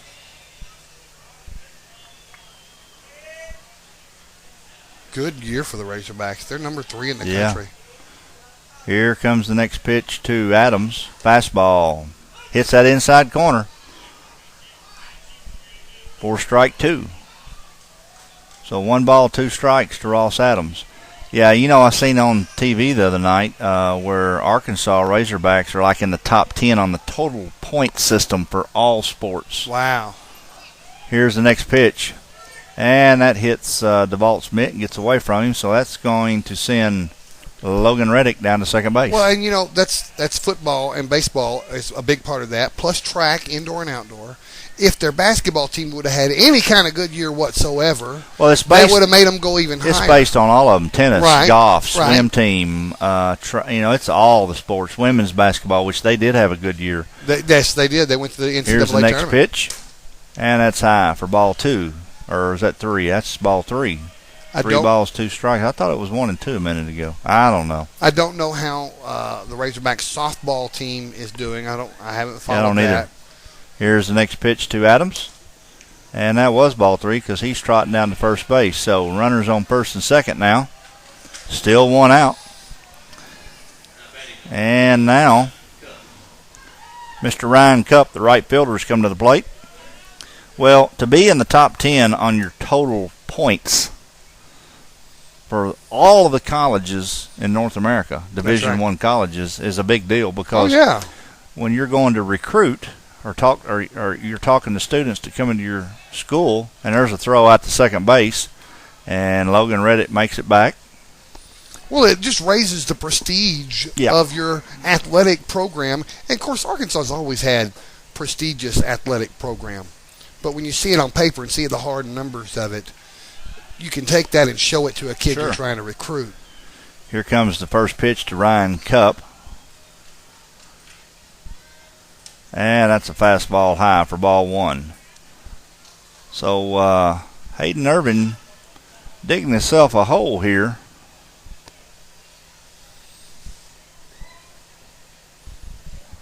He needs to get ahead on these hitters. Here comes the next pitch to Cup, and that's fastball high for ball two. 2 balls, no strikes to Ryan Cup. When you get 0-2 and 3 balls, 1 strike, it's a hitter's pitch. Here's the next pitch to him, and swung on, and he fouls that back, and he was sitting on that 2-ball, no strike count. I used to love 2-0-3-1, man. Hitter's pitch. Oh, man. You knew they usually had to come in with a fastball, and if it was in your zone. Here's the next pitch to Ryan Cup. Swung on and missed. No foul ball. It's a pass ball. Pass ball, so that's going to move the runners down to second and third. Well, would you score that pass ball, or maybe was it a wild? It was a pass ball. It's pass ball, yeah. All right. Wild pitch is in the dirt, or something the catcher or can't way catch. Out of the catcher's range. Yeah. Yeah. 10 feet above his head, hitting the bull in the head. Yeah. That type of pitch. Yeah, there you go. Here's the next pitch from Irvin. And he hits it sharply. Uh-oh. 2-hopper to the shortstop. He fields it cleanly Got over to first base for out number 2. But that's going to score another Greene County Tech run. Does that make it 7-0 now? Is that correct? Yes, sir. That's going to go 6-3 as Logan Reddick scores as the pinch runner for Nick Pillow. So touchdown, Greene County Tech. Boy, you love to throw them football scores in, don't you? First pitch to Chandler Bishop is a called strike.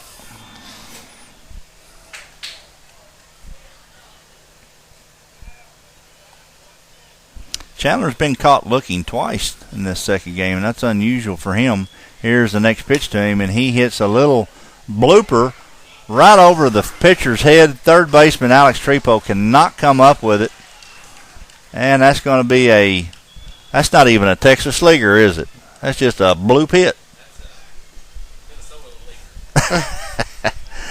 Chandler Bishop has his first hit of the second game. But it's a hit, though, right? That's exactly right. Yeah, infield hit.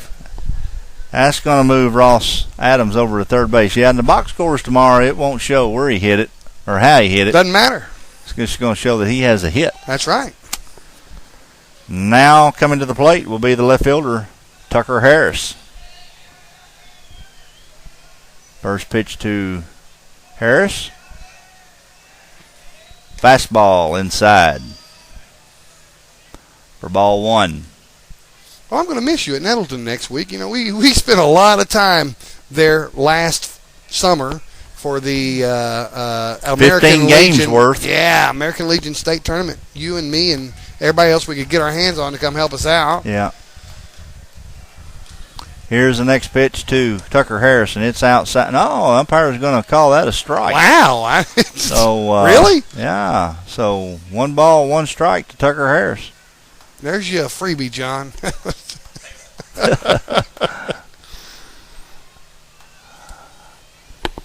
Irvin has his sign from DeBalt.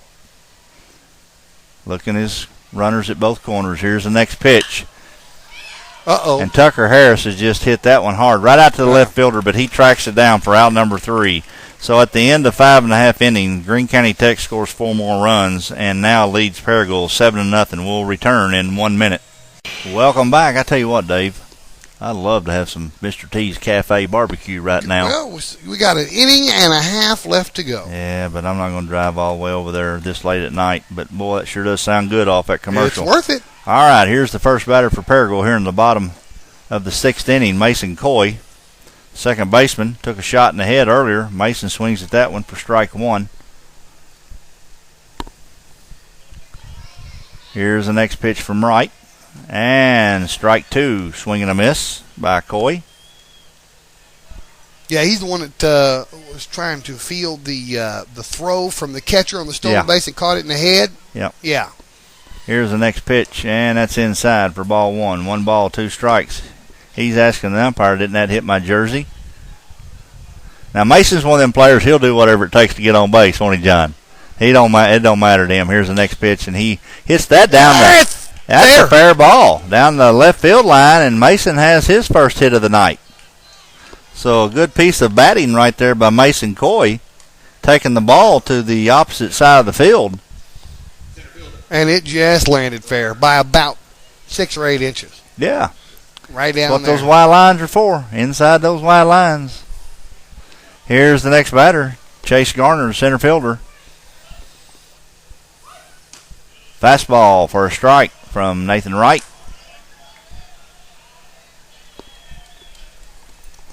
Yeah, I'm starting to get just a tad hungry, my friend. Well, but I don't want no hot dog. I live across the street. And there's another base hit to the opposite side of the field for Chase Garner. And I tell you what, Mason Coy almost didn't get there in time at second base because Ryan Cupp come up throwing and threw a bullet to second base, and he barely made it. So Chase Garner has his first hit of the night. Runners on first and second, no outs. And the Rams have something going. Now coming to the plate will be the shortstop, Aaron Duty.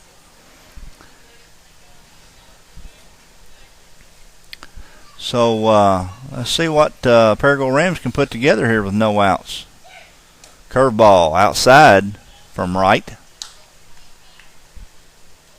See, I know that I won't have to go far after this game is over to get me something to eat because my house is right well, you could there. walk over there. That's right. Here's the next pitch from Wright. Fastball, and that's fouled off. I'm going to ask John this question. I shouldn't have to pay him but half of what I normally pay him tonight since he didn't have to drive very far and I'm doing all the play-by-play. Don't you think, John? No. Do you know how to do this part right here? Do you know how to do No, but No, you don't. No, you don't. Well, I really do. I just let you handle it. Uh-huh. Here's the next pitch to Duty, and he skies that out in right field, but it's going to be foul. But the right fielder Cup is chasing after it, and he made a great catch in the corner in foul territory. Tagged up and made it to third base. Number 6 Mason for Coy. Paragould is Mason Coy. Good heads-up play by Mason Coy. Wow, what a catch by Ryan Cupp. He ran a long way to chase that down. In foul territory in the corner. So 1 out, and now coming to the plate is the third baseman, Alex Trepo. Runners at the corners with 1 out. Here's the first pitch to Trepo. And again, that hits that extended corner on the outside there for strike 1. They've got a Canadian home plate that they've brought in. It's Canadian home plate, yeah. Here's the next pitch to Trepo from Nathan Wright. Fastball, and he hits that to Hopper to shortstop. Shortstop can't get a glove on it. That's cool. Zach Hobbs could not get a handle on it, so that's going to score Mason Coy from third base for Paragould's first run. You know, Canadian football field is 110 yards long. Yeah. So they brought in this Canadian home plate, so it'll be just a little bit wider. All right, now at the plate is the cleanup hitter, Aaron Skank, and he takes that first one for a foul. Foul ball, strike 1. So this is really the first time that Nathan Wright's been in any kind of trouble pitching tonight. 1 out, runners on first and second. 1 run's across the plate. Here comes the next pitch. No, Wright decides he wants to go back to second base, so he whirls and throws. He's lucky there was somebody there to catch him. Well, it was a called play. It was a signaled play because Hobbs was already making his move toward the bag, and so I'm sure that there was a signal put on that the way Nathan whirled and threw to second base. Here comes the next pitch to Skank, and he tries to take that to left field, and it's out in foul territory. And that sounded like it hit metal over there. Yeah, it hit something. Dugout, bleachers, or something. I think the softball game is over. I'm going to try and get the final score for that real quick. Here comes the Next pitch to Aaron Skank. No balls, 2 strikes to Skank. And that gets past Chandler Bishop. Actually, it was over his head. That would be a wild pitch on Nathan Wright's part. So the runners are going to advance to second and third. That's going to push Garner to third and Alex Trepo down to second. And now the count to Skank is 1 ball and 2 strikes. Here's the next pitch from Nathan Wright. Fastball low. 2 balls, 2 strikes. Greene County Tech crowds hooping and hollering to our right, thinking that could have been a strike. What'd you find out, my friend? Final, Paragould 6, Greene County Tech 4. Ball outside to Aaron Skank. 3 balls, 2 strikes, so 6-4. 6-4. So they split.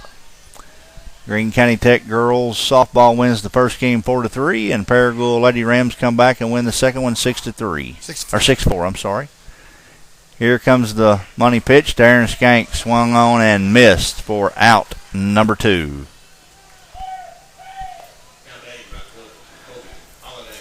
So now coming to the plate is Kobe Holliday, the right fielder.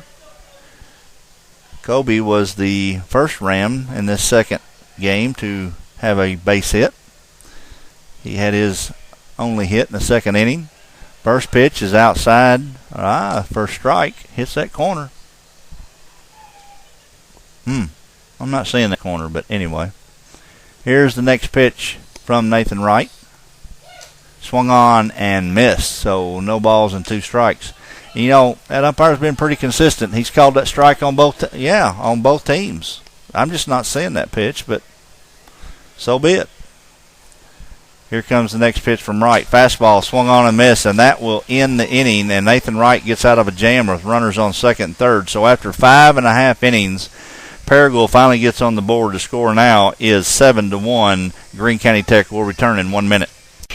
Welcome back. I said when we left to go to a commercial break a minute ago after 5.5, but it was after 6 complete. I apologize for that.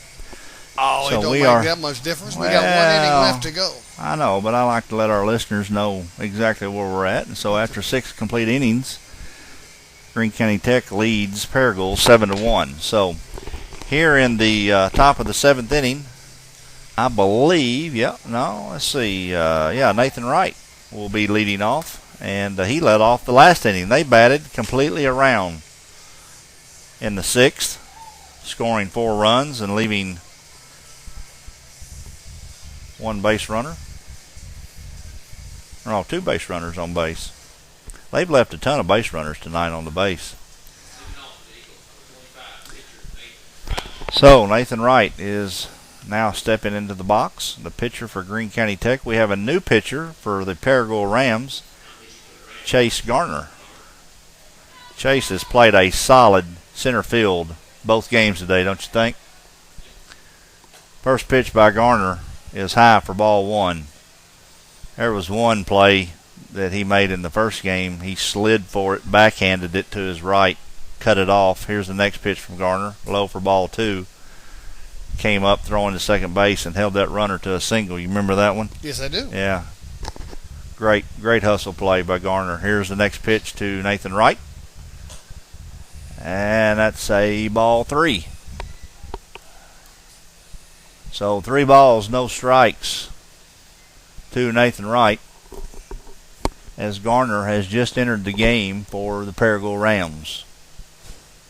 Here comes the pitch. Fastball right down the meat of the plate. 3 balls, 1 strike to Nathan Wright. Obviously, he was taken all the way. Yeah, he wasn't. He didn't even lift the bat off his shoulder. Here's the next pitch, and there's ball 4. So that's going to send Nathan Wright down to first base, and I'm sure there'll be a courtesy runner for him. Let's see who that might be. And that looks like that's going to be Cameron Atkerson. So Cameron Atkerson, courtesy running for the pitcher, Nathan Wright. Now batting is Matt Lashley.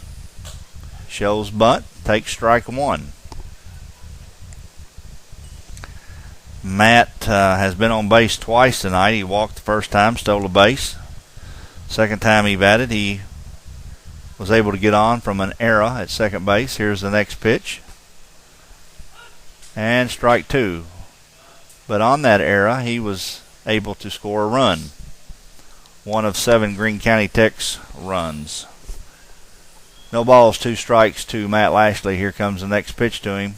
Fastball, and he pops that up. If Skank can get to it, and he missed that. I couldn't see all the play because of the light pole here, but well, the runner had gone. So if he would have caught it, he could have doubled him up there on first base. That's true. If he drops it, and that's a play you got to make. He drops it, the runner has to come back to first because it's a foul ball. That's a play you have to make. So Matt Lashley's going to get a second opportunity. No balls, 2 strikes. And there's a fastball that hits that outside corner. Strikeout from Chase Garner. Canadian plate. Yes, sir.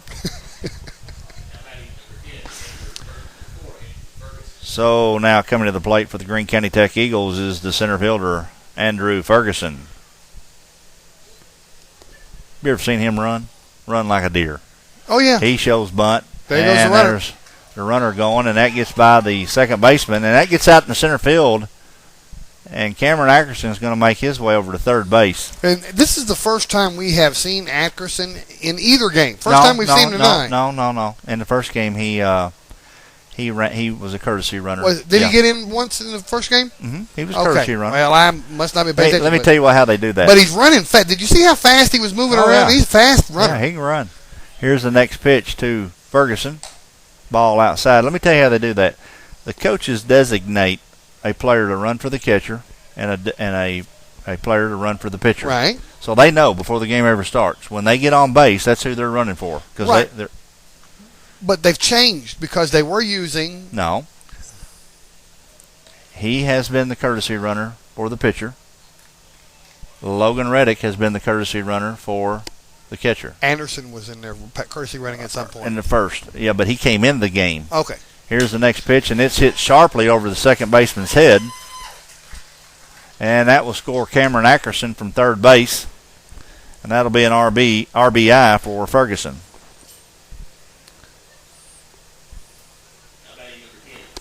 8-1 the score now.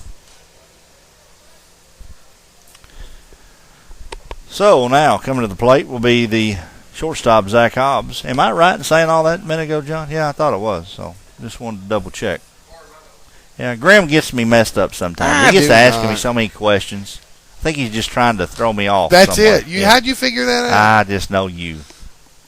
It's part of my evil ploy. Always checking my baseball knowledge, aren't you? Part of my evil ploy. Evil ploy. 1 ball, no strikes to Zach Hobbs. Ferguson has a big lead. Let's see if he goes right. There he goes. And he's off and running. And he is safe at second base. This time they back up the second baseman to keep the ball from going into center field. That's about, let's see what that is. That's 1, 2, 3. That's the third stolen base that Andrew Ferguson has had tonight. You got 4? I missed 1. 2 balls, no strikes to Zach Hobbs. Here comes the pitch, and that hits him in the back. Oh, that looks like it hurt. Plunked him. And he's going to make his way down to first, but watch him. He never rubs it. He's fine. He's a baseball player. I'd rub it. I'd say, golly, that hurt. Oh. So now coming to the plate will be the third baseman, Nick Pillow. Did you play baseball? No. So you never got drilled with one of them, did you? No, I did play softball for about 3 years, adult league men's softball. Here's the first pitch from Garner to Pillow, and it's high for ball before 1. you say it, I understand. Not the same. I understand. Yeah, it don't hurt. Unless you get hit by a line drive or something, you know. I got to tell a story here. Here's the next pitch, and that's hit sharply to shortstop. He cannot make the play as he dove for it. And that's going to score Ferguson from second base. I have to tell this story. Josie Fletcher's dad, I'll tell it after you. Yeah, Ross Adams is coming to the plate. Josie Fletcher's dad, Jack Fletcher, is about 6'7", okay? he was pitching one night up at Marmaduke. This was a 4th of July tournament. This has been 20-some-odd years ago. My team that I sponsored, here's the first pitch to Adams. It's high for ball 1. My team that we sponsored was waiting. It's like 10 o'clock at night. We're waiting over for this game to end so we can play. It's on a Saturday night. Jack Fletcher takes a line drive in the privates. Okay, you know what? Swing and a miss by Ross Adams, and he is laying out there on his back. He wasn't wearing a cup, was he? He's out there on his back, and so Archie Johnson and I, Scott Bowen, a whole bunch of we walked because we're all friends with these guys. We went out there and checked on him, and Archie looks down at him. Jack looks up at him. He says, "Just go ahead and dig the hole and bury me right here." We couldn't help but crack up laughing, and he was every color that you could think of. I don't want to think about it. Oh, That's not right. It hurt him bad. 1 ball, 2 strikes to Ross Adams.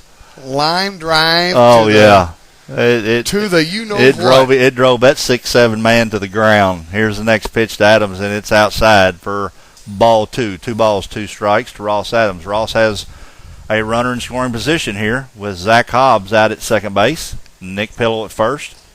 I wouldn't mind, even today, playing on a slow pitch men's softball team.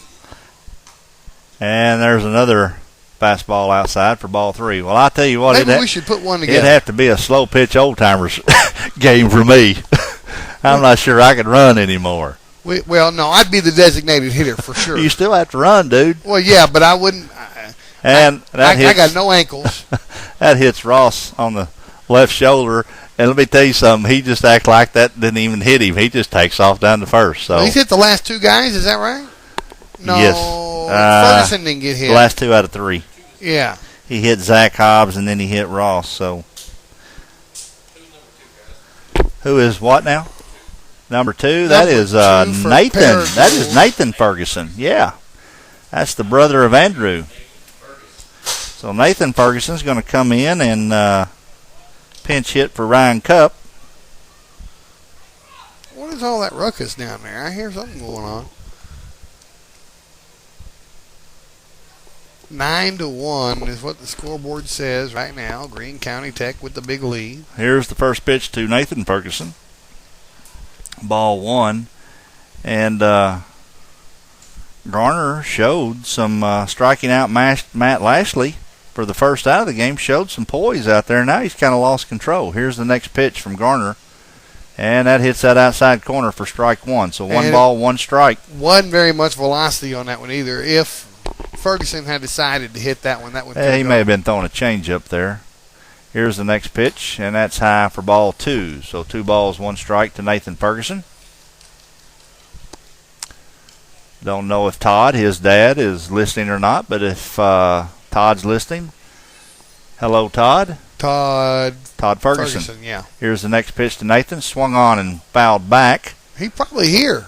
2 balls, 2 strikes. Todd's probably here in the park.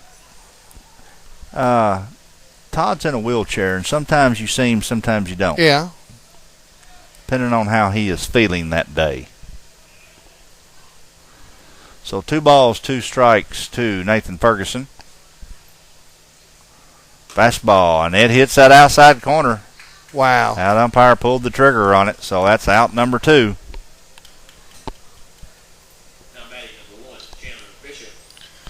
And now approaching the plate is number 1, the catcher, Chandler Bishop. We might be looking at the last Greene County Tech batter of the day. Well, if I know Chandler, he's going to want to get a base hit here with an RBI sitting out there at second base. And third. 2 runners on second and third. Right? Wait a minute. Bases loaded, man. No, yeah. When Ross was hit on the arm, that sent bases loaded. We have Zach Hobbs at third, Nick Pillow at second, and Ross Adams at first base. Where you been? Hey, you're the one that said runner on second base. We got 3 runners. Third base is blocked out here. I can't see it unless I move to my right. I'm squatted way down here. Here's the pitch, swung on and missed by Chandler Bishop. 1 ball, 2 strikes. Has he already got 2 strikes on him? Yep.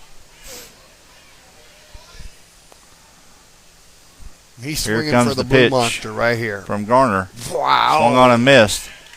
Runners cannot advance. And That's that's it. the third out. One more half an inning to go. So after 6.5, Greene County Tech now leads 9-1. That's right. And we'll return in 1 minute.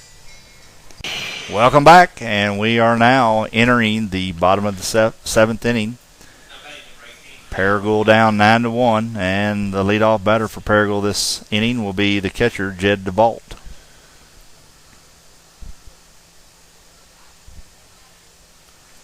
And Nathan Wright still on the mound for Greene County Tech has his sign, and he throws the first pitch in there for strike one.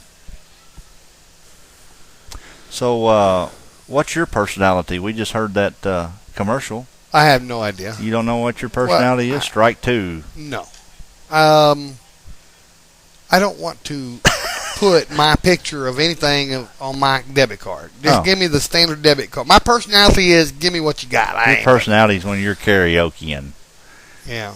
No balls, 2 strikes to DeVault. Here's the money pitch, and it's high for ball one. 1 ball, 2 strikes to Jed DeVault. Reminder for folks that 1 week from tonight, I will be down in Jonesboro for Greene County Tech at Nettleton doubleheader. And there's a hit up the middle by DeVault, and that is his second hit of the night. Well, let me ask you a question. When's our next Paragould call? Okay, let's look at the good old schedule here. And It'll be on the road. Yeah, I believe that. Hang on a minute. We have is that a pinch hitter? Pinch hitter Jacob Tucker is pinch hitting for Hayden Urban.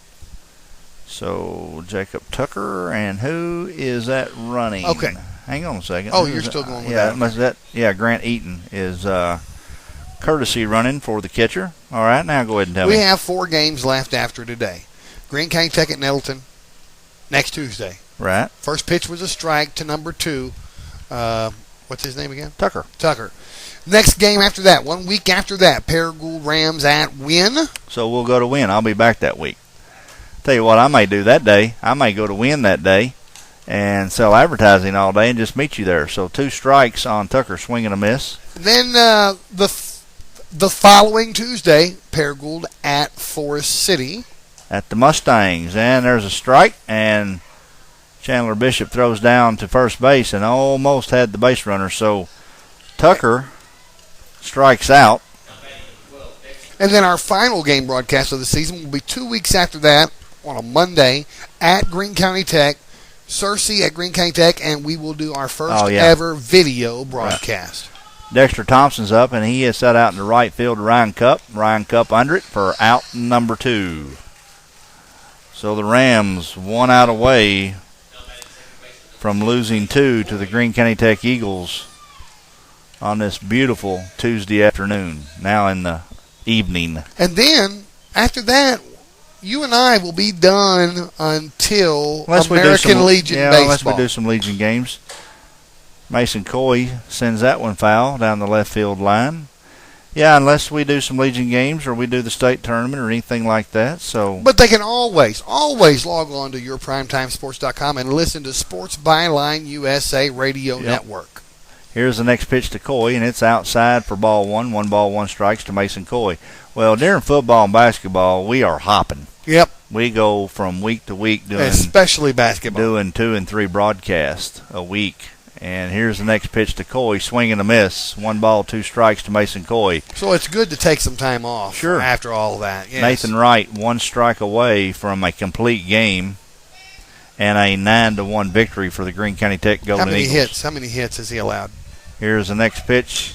And Coy sends that one out in left field. Left fielder drifting back, and there's out number 3. So let's take a commercial break as we in this game 9-1. Greene County Tech takes both games tonight, and we'll come back and I'll give you that answer. How many hits? How many minutes you need? Just 1 minute. 1 minute. Okay, we'll be right back on yourprimetimesports.com. Your favorite teams play on yourprimetimesports.com.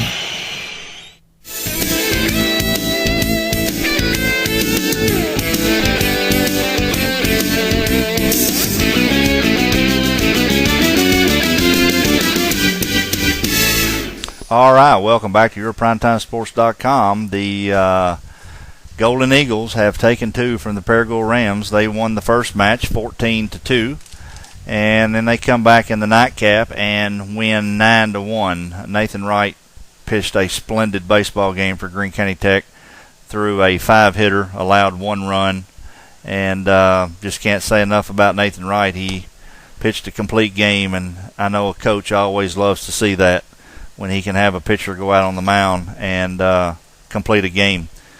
How many hits did you say he allowed? He allowed 5. Wow. Pitched a 5-hitter. 5-hitter? Huh?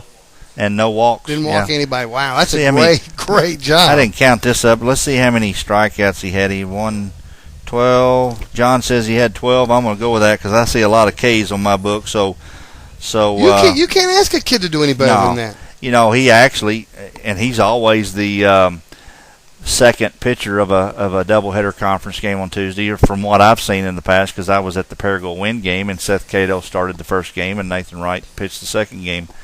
Cato came out tonight and did his job. They scored a lot of runs for him, 14 to be exact. And, Paragould had their opportunities in the first game when it was just 4-0. They had the bases loaded, hit into a double play, and then came back out on defense, gave up a 3-run homer to Ferguson, and then they just fell apart with 7 runs they allowed in the 7th inning to lose that one 14-2. But, I've talked to Coach Faulkner. They have a young club.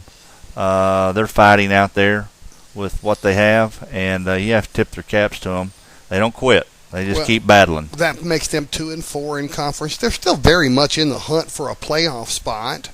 There's plenty of baseball to play. There's a lot of baseball left, and they're going to leave here tonight with a 6-8 record overall and 2-4 in conference play. Right. And Greene County Tech's going to end tonight at 12-3 overall and 4-2 in conference play. So, and they split. Greene County Tech has split with 2 quality teams, Wynn and BB. So they still have to play Blytheville. They still got to play Batesville. I meant Batesville. That's who I meant, not Blytheville. But they still have to play Batesville and Nettleton. But a split with BB and Wynn was big. Yeah. But Batesville and Nettleton's going to be there. Yeah, Coach Prater always has his teams up. Now I don't know what athletes he has this year.